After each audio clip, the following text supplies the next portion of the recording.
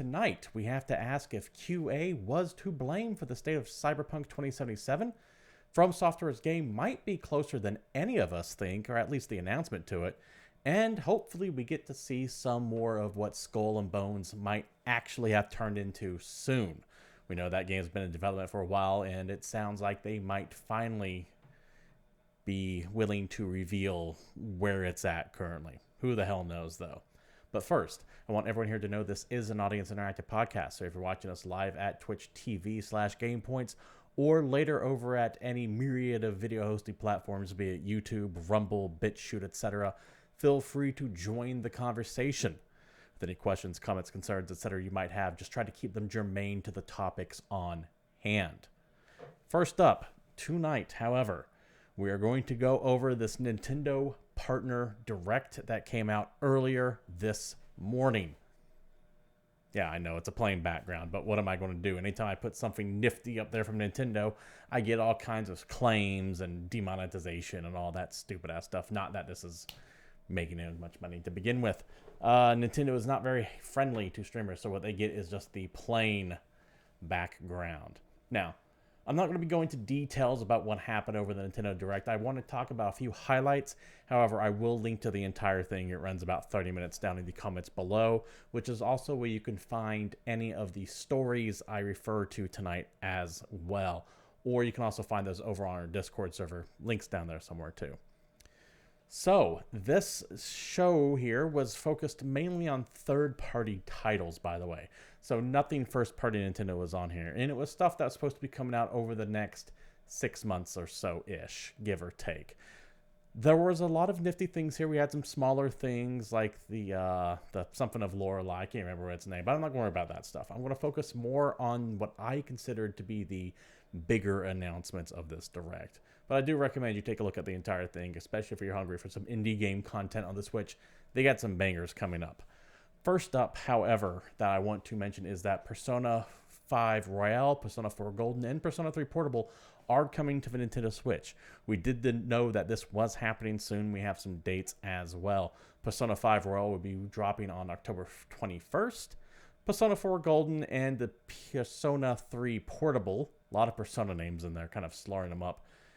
They'll be coming soon. The nebulous soon. We have no idea. My gut tells me anywhere between a month to 2 months between each release so they can stagger it and keep those sales coming in.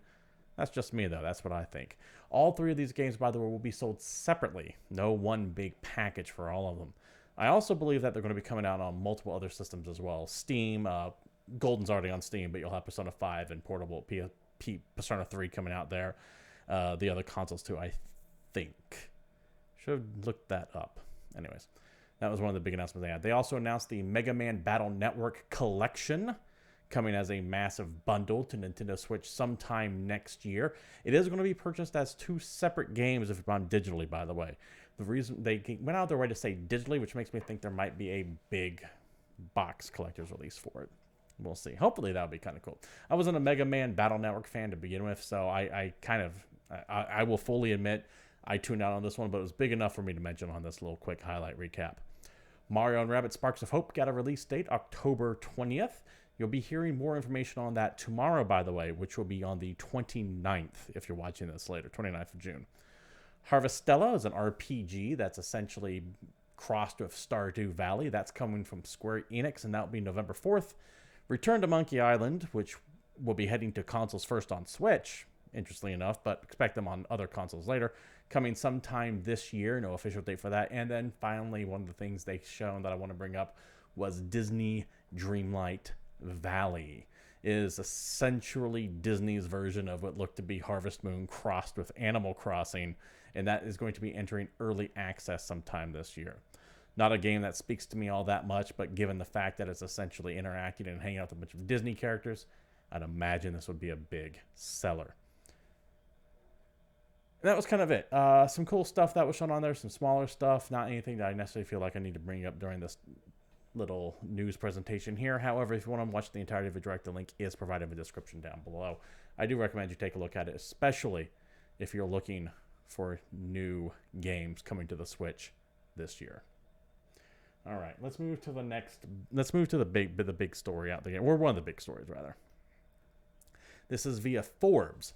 A report claims that Cyberpunk 2077 bugs weren't caught because of a QA company lied to CDPR. This is written by Paul Tassi, by the way. Go look up his stuff. He's great for Destiny content if you're wanting to check him out. To the article. Back when Cyberpunk 2077 launched, among a few of the apologies CD Projekt Red offered at the time was the infamous one in which it claimed QA simply didn't catch all the bugs people were experiencing in the game. It sounded laughable at the time, given the scale and scope of the bugs, but it turns out there could be some truth to that, and it's a potentially wild story. A 72-page document was sent out by a whistleblower to YouTuber Upper Echelon Gamers, who reported on the Cyberpunk issues in the past. It focuses on Quantic Labs, a QA company who did a lot of testing on Cyberpunk 2077. Among the allegations being made are the following. That Quantic Lab over-exaggerated the size of the team working on Cyberpunk 2077 in order to keep the contract. Quantic Lab said the team was made up of senior staff, but instead was just juniors with under 6 months experience in QA. That Quantic Lab had a daily quota of reported bugs, which led to CDPR getting thousands of relatively pointless bug reports from testers who took up a lot of time, and this caused game-breaking issues not to be found or prioritized. All this would align with the original claim that QA did not find many game-breaking bugs by launch. The document is very detailed, including names, production schedules, and a lot of seemingly internal information. Now, one thing to note, that Legacy Killa, who's another video game pundit, insider, whatever name you want to attach to this, saw this article and he himself responded that Quantic Lab's role in the game state at launch is being overstated, and that's coming from his sources and CDPR. So Legacy Killa here is saying that the people that he knows at CD Projekt Red are saying this is being way overstated. Let's keep that in mind. This falls in that category of you have to ask the question that the headline posed at the beginning. Was an outside QA team responsible for the condition of CD Projekt Red 2077 when it came out? The answer is no.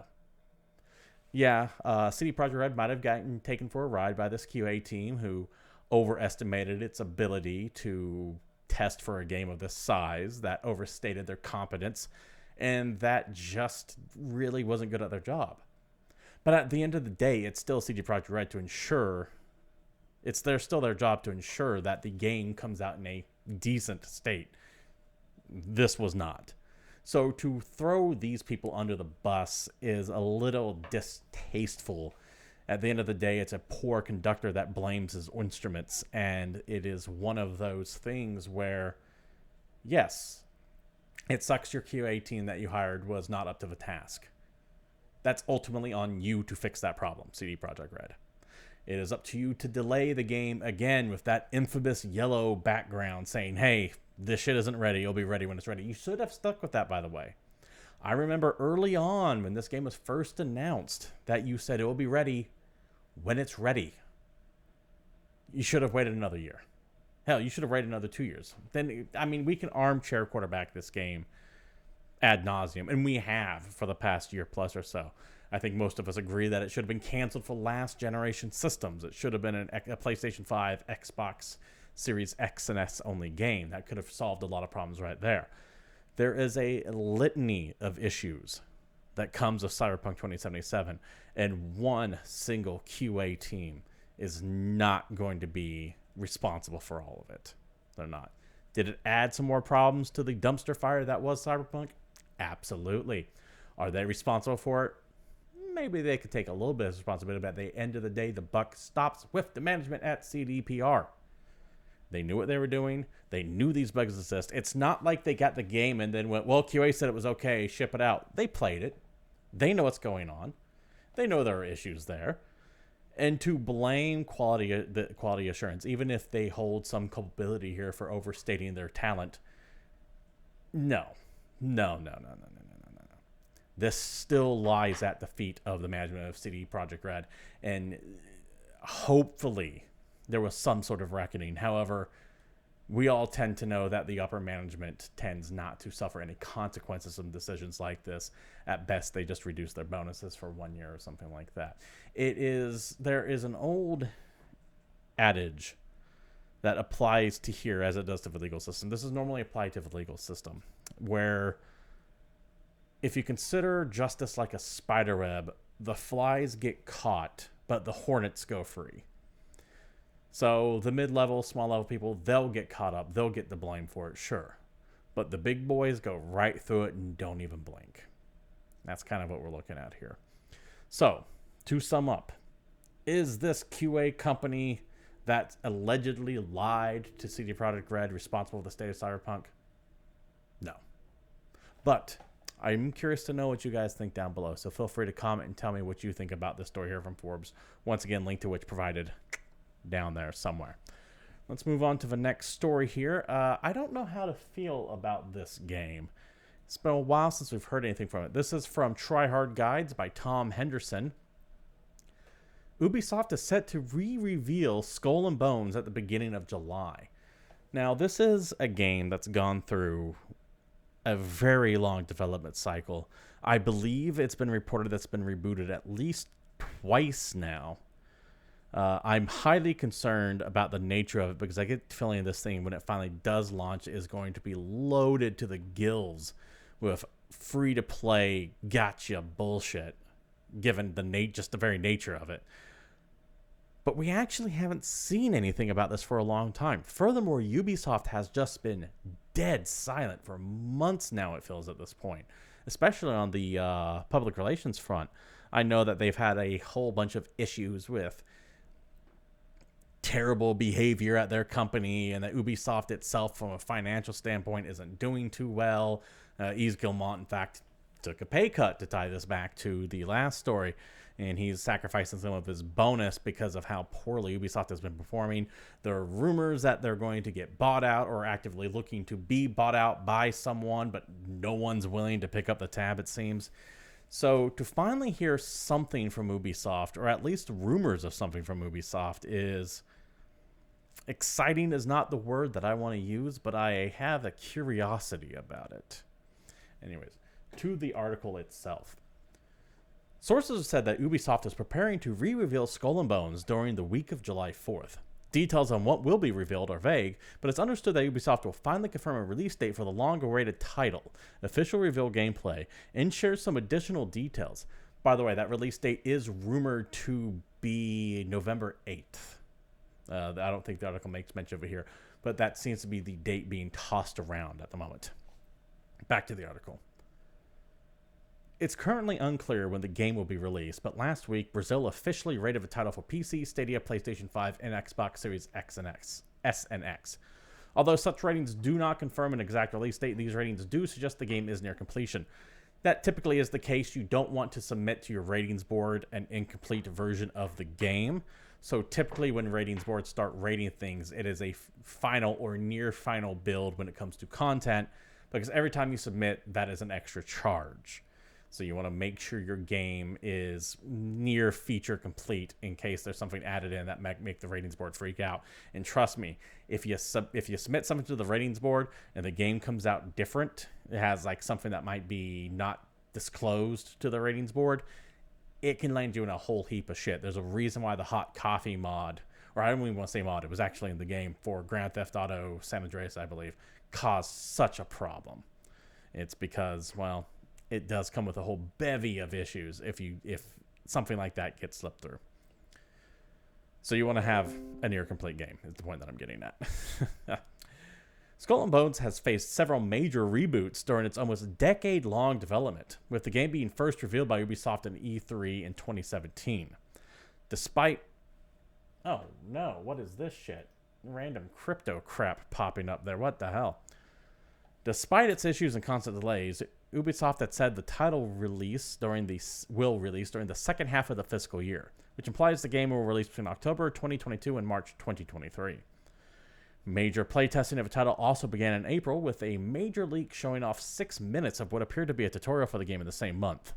Several sources who played the game during this period said the game felt like it was near completion, but the game lacked depth and could face potential issues with the way players need to loot for materials to upgrade their ship. That's it there, right there. The article isn't coming out and saying it, but right there. That's the loot box. That's the season pass. That's the gacha. That's the gem. That's the gem store. That's the platinum currency. That is the Destiny Silver. That's what that's referring to. I know that's what that's referring to.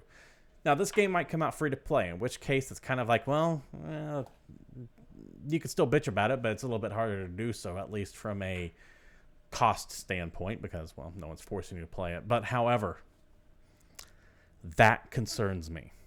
And you know it's going to be chock full of that shit, because Ubisoft is desperate for a hit. And they're desperate to recover their costs of a 10-year development cycle on this. That is obscene.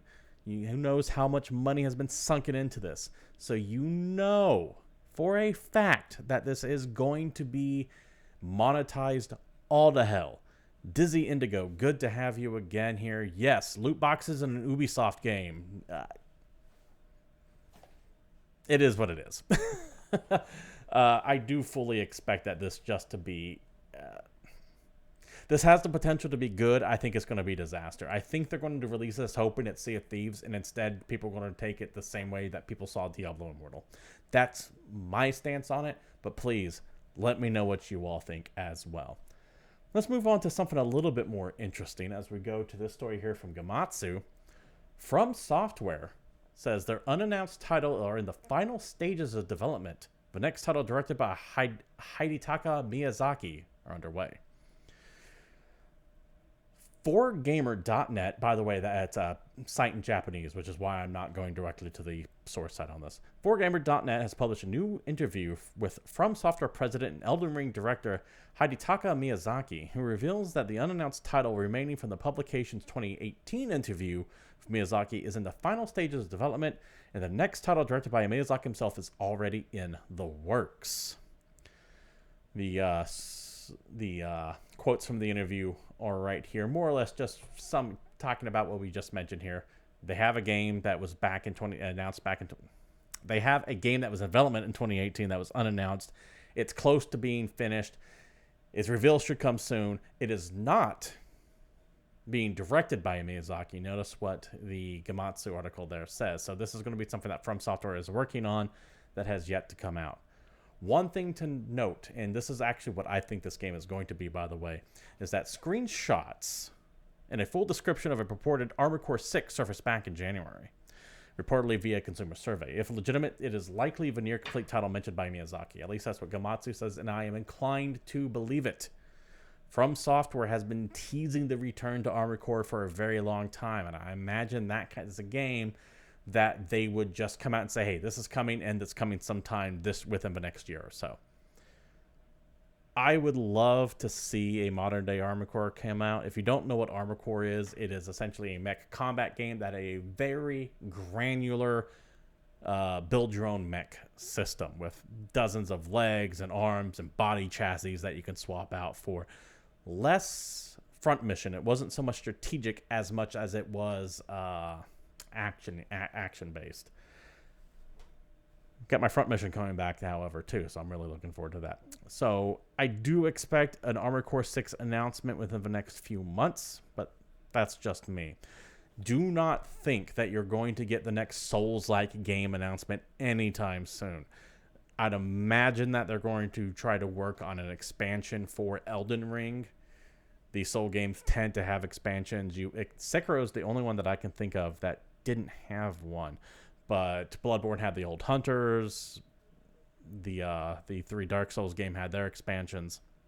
I would expect more Elden Ring content, and then for whatever Miyazaki is working on to just go away, and you won't even hear about that for at least another 2 years before they go, hey, here it is.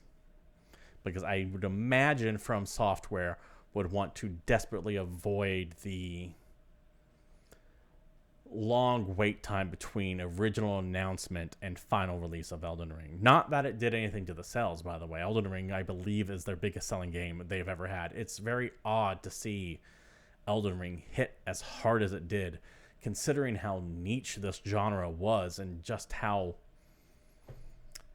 unwelcoming it typically is to new players. But I'm glad to see these guys have a bona fide hit on their hands, and I'm really, really looking forward to more Elden Ring, and God willing, Bloodborne 2. Though I don't think I think that if Bloodborne 2 were to be made, it wouldn't be from FromSoftware. I think it would be from like Bluepoint. I believe their Demon Souls remake was a trial run to see if Bluepoint could handle making a Bloodborne 2. I wouldn't be surprised if they made it. Let's take a look here at credits. Watermelon, good to have you. Dizzy Indigo says, Elden Ring DLC will be called That One Boss Fight Near the End, but even harder and more cheesy for $20. If we're talking about, oh my god, I can't remember her name. Melania? Straight up rocked her the second time I fought her. To be fair, she didn't do that one attack everyone knows. There's one attack she does that whoops your ass. For some reason, she didn't do it in my second fight with her. So I sucked out on it. I lucked out on it. I got around. I'm not saying that was because of skill, but I was glad that that happened because, god damn, I've seen people spend hours trying to kill that bitch. Someone else says they'll pay for that. Yeah, I'd pay for it too. I mean, that's what DLC for these games is. In fact, there's one boss on the Old Hunters DLC I've yet to beat, and that's the Orphan of Koz.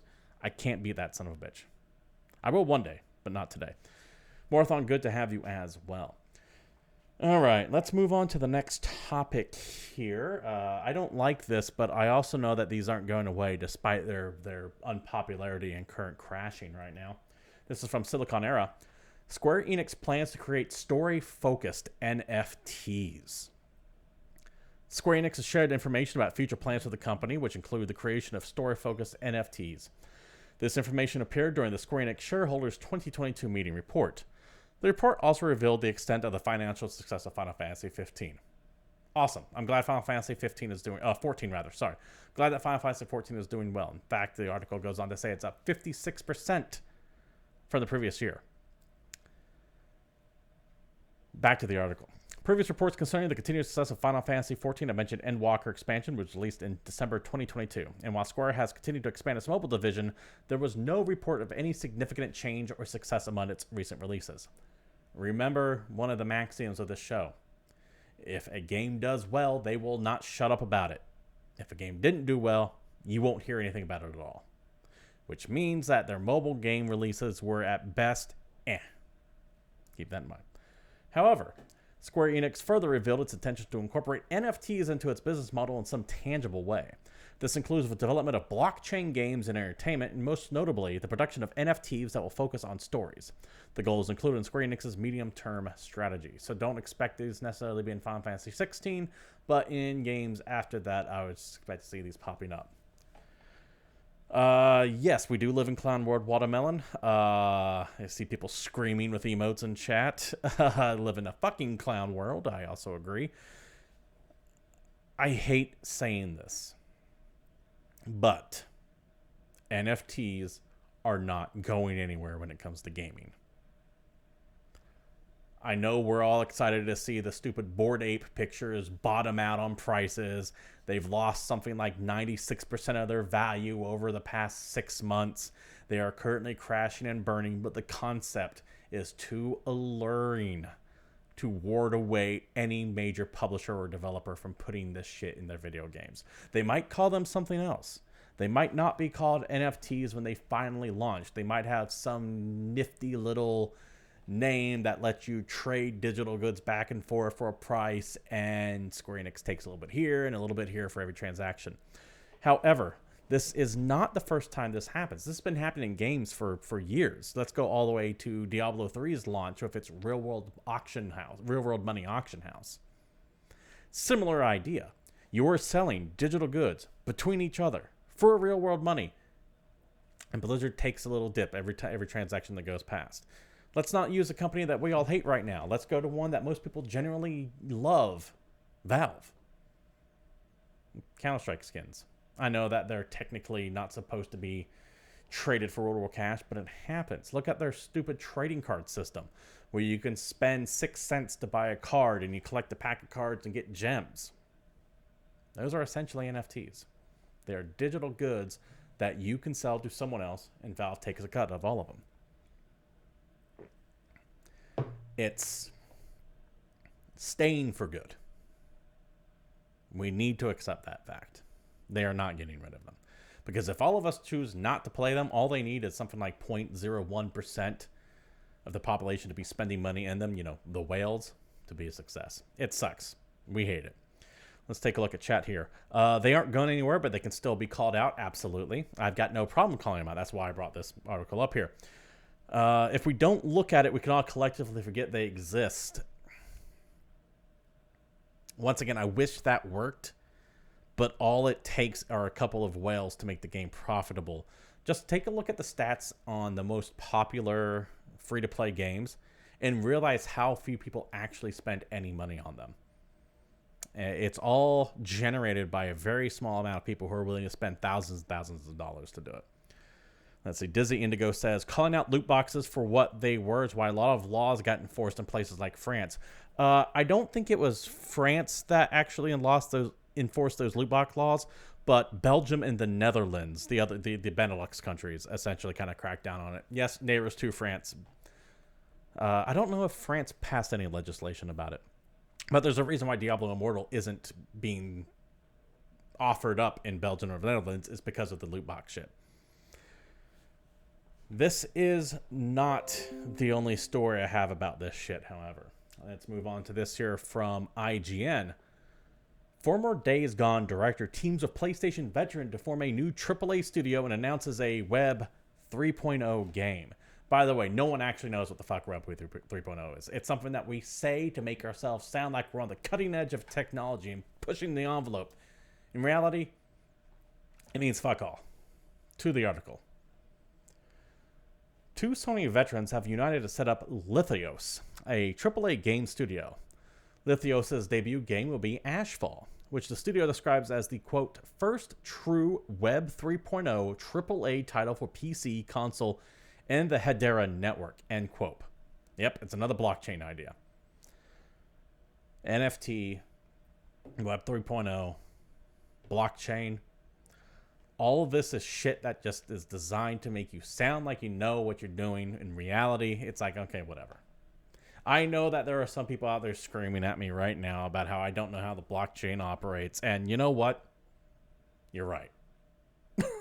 I have no fucking clue.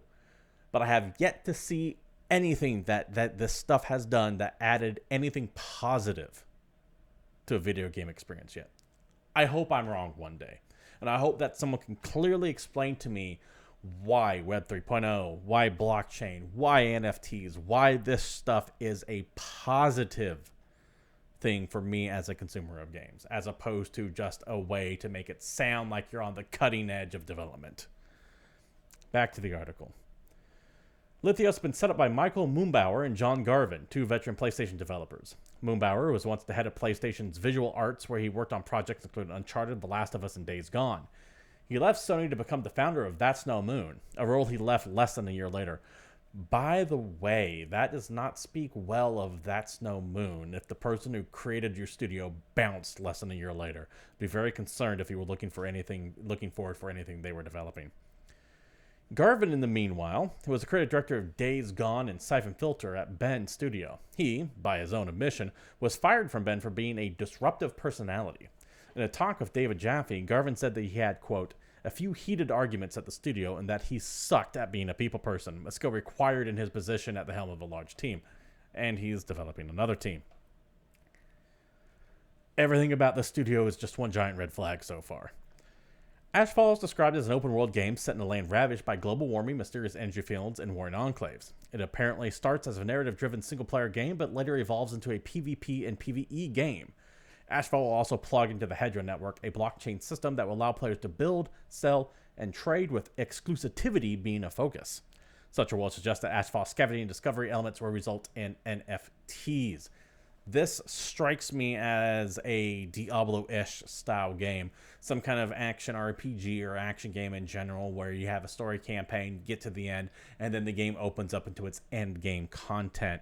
I use Diablo not for the genre as much as that is the style of progression, where you go through each act, beat the story, and then the game opens up into a grind of doing the same thing over and over again. Maybe they'll have some extra raids or something like that. You can do multiplayer, who knows. But this is another one of those projects that is trying to embrace things like NFTs and blockchains. And I'm telling you, this stuff is not leaving. It's considered toxic right now, and investors are a little more weary of it given the fact that it's depreciated so rapidly over the past few weeks. But I promise you, these companies, while they're not necessarily pushing the idea of this stuff, are working on it, and they're going to call it something else because this name is so bad. Expect more of this in the future. It is happening. Let's take a look at chat here. Dizzy Indigo says, check out my new game built for HTML 2.0. It'll use the cutting edge CSS 10 technology to run on any platform ever. And if we can still get it compatible with USB 4.0, we'll get blinding speeds of bullshit. Here's the thing. Can I play it using my old NetZero subscription? And does it have AOL incorporated into it? That's the important stuff. Yeah, they did go into gamer mode with that for certain. I normally am not concerned about new tech. In fact, I tend to love it. I tend to be very technophilic. I love seeing all these new ways we can interact and new things that games can do to expand the medium forward. However, as I have already said a few times, I see no positive benefit to these things for the player. Plenty of positive benefit for the developer and the publisher because it's all shit they can monetize. But what about the people who are actually going to be playing your game? I see nothing when it comes to that stuff. And I hate that so much time and effort is being spent on it. It just bothers the hell out of me. I have one more story here that I want to share with you all. This is gaming adjacent, and it's from Video Game Chronicle. Sony is launching gaming gear aimed at PC players. Sony has announced a new gaming gear line called InZone, which it says will be aimed primarily at PC players. Unveiled during a media event on Tuesday, the InZone line includes several gaming monitors and headsets. Although Sony describes InZone as a, quote, brand for PC gamers, the first gear announced is also compatible with PlayStation 5 and presumably other consoles. Aesthetically, the monitors and headsets are also designed to blend in with the PlayStation 5. As you can see here, I think those are ugly, by the way. I don't like the stand that the monitor is sitting on, and I do not like the way those headsets look. But I get why they're designed like that, because as the article said, they're designed to match the look and form of the PlayStation 5. I get it. Sony's flagship InZone M9 monitor will release this summer for $900 and offers 4K resolution with HDR, 144Hz refresh rate, and variable refresh rate technology. The cheaper M3, roughly $529, offers 1080 resolution at 240Hz. For PlayStation 5 users, the M9 monitor provides auto HDR tone mapping, which allows consoles to automatically optimize HDR settings, and it will automatically switch to cinema mode when watching movies and game mode when playing games. Cool, that's all nifty. Like that. A little overpriced in my opinion. I'd rather just get a high-end computer monitor, but The headsets range from $299 to $99, with the premium H9 offering noise cancellation, 360 spatial sound, and 32 hours of battery life. The 229H7 lacks noise canceling, but extends its battery life to 40 hours, while the cheapest H3 is wired. I have this not because I want to talk specifically about the hardware specs of these headsets. I brought them up just more as a formality. I bring this up because Sony is starting to push very, very hard into the PC space. I shouldn't say very, very hard, but they are starting to push into the PC space. They're starting to bring more of their Sony PlayStation exclusives over to the console. God of War, Days Gone, Horizon, Spider-Man. I believe Spider-Man was announced. They see an untapped market here, and they want to start luring PC players over and maybe even convincing some of them to get a console. I get it. I'm fine with it. I just think those controllers are god-awful. I don't like the way, or not controllers, headsets are god-awful. I hate the way they look. They look cheap to me. I'm just bothered by it. You know what I like as a headset? This thing right here. Nice metal. It's one of the Steel Series. Got like a nice metal, like hard band right here. Lights up in different colors. Does it fine for me. But at least it's not a Razer product. I don't trust Razer headsets anymore. Good keyboards, bad headsets.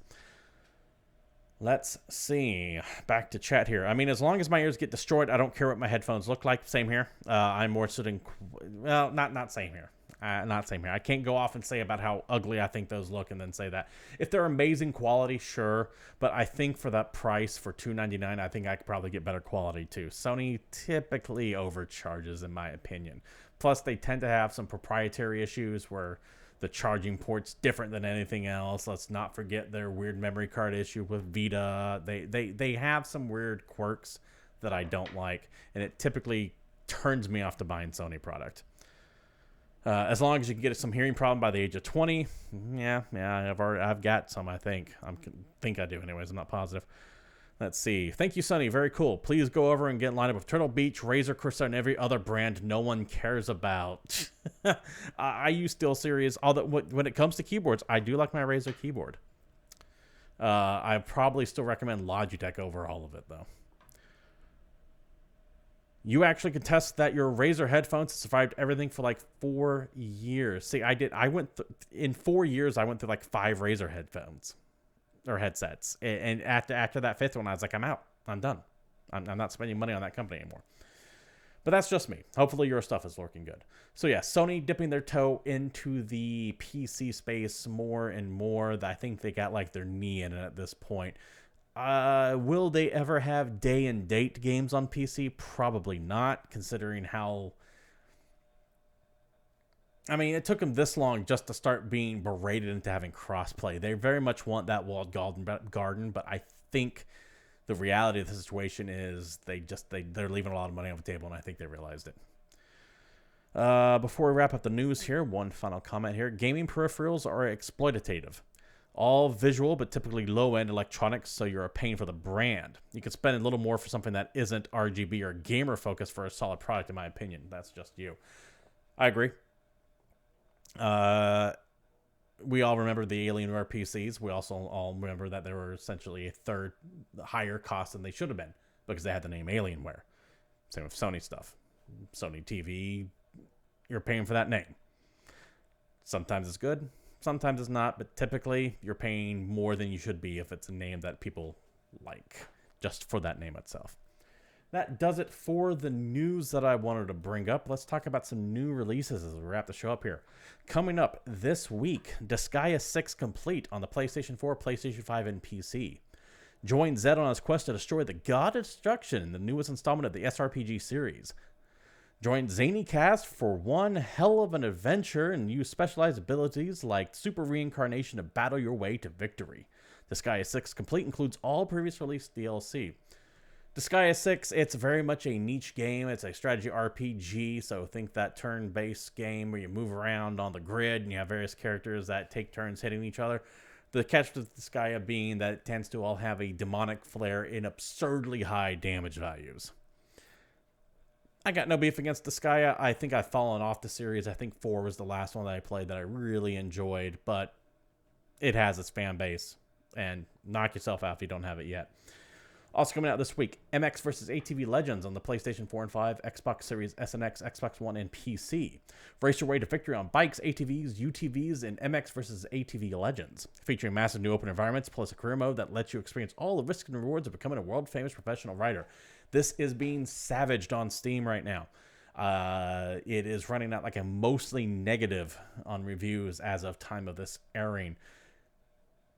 I would be very cautious, at least, about buying this on PC. I did not look into why people are bitching about it. So it could be technical. It could be a bad port. It could be cross-platform issues. So just be aware. Also coming out this week, Cuphead, The Delicious Last Course on PlayStation 4, Xbox One, Switch, and PC. Another helping of the classic Cuphead action awaits you in Cuphead, The Delicious Last Course. Brothers Cuphead and Mugman are joined by the clever, adventurous Miss Chalice for a rocking adventure on a previously undiscovered Inkwell Isle. By the way, I didn't realize that Delicious Last Course is DLC until about a month ago or so. Looking forward to this. I never played Cuphead. I know it is tough as nails. was waiting for this delicious last course to come out so I could just play the entire thing at once. When this finally drops, I'll probably be streaming on it right here at twitch.tv/GamePoints, so you can see me screaming at that Art Fleischman animation as it just whoops my ass over and over again. Also out this week, Monster Hunter Rise Sunbreak on the PC and Switch. The world of Monster Hunter Rise gets bigger and deeper with this massive expansion featuring new monsters, new locales, and more. Cool. It's more Monster Hunter Rise. If you like Monster Hunter Rise, you know what you're getting. Outriders World Slayer comes out on PlayStation 4 or 5, Xbox Series S and X, Xbox One, Stadia, and PC. With new horrors to challenge you and new weapons, mods, and gear discover, you'll be fully developing your build through the new PAX hybrid system branch class trees. That's the one write-up they had for it. I'm not a fan of it, but there it is. I wanted Outriders to be better than it was. I know it really was kind of like it has its fan base. It has a lot of people who are still actively playing it. It bounced right off of me. I did not care too much for it, but I do wish this game I want this game to succeed. It was almost great to me, and I'm hoping that I can come back in another year or two and they've maybe refined some things, but as it stands right now, I just wasn't a fan of it. I know it has its fan base though, so best of luck to you with the new expansion. Then finally, F1 2022 comes out on PlayStation 5 and 4, Xbox Series S and X, Xbox One, and PC. Enter the new era of Formula 1 and EA Sports. F1 22, the official video game of 2022 FIA Formula 1 World Cup Championship. The reason why that was so hard for me to read, by the way, is because that one sentence has 5 different registered trademark things, the little TMs, the circles with the R's in it, because F1 is its own thing, Formula 1 is its own thing, EA Sports is its own thing, FIA Formula 1 World Championship is its own thing. So it's all this weird ASCII stuff in this paragraph here. Really just shows you how corporate all this shit is. Take your seat for a new season as redesigned cars and overhauled rules redefine race day. Test your skills around the new Miami International Autodrome and get a taste of glitz and glamour in the F1, registered trademark, life. It's an F1 game.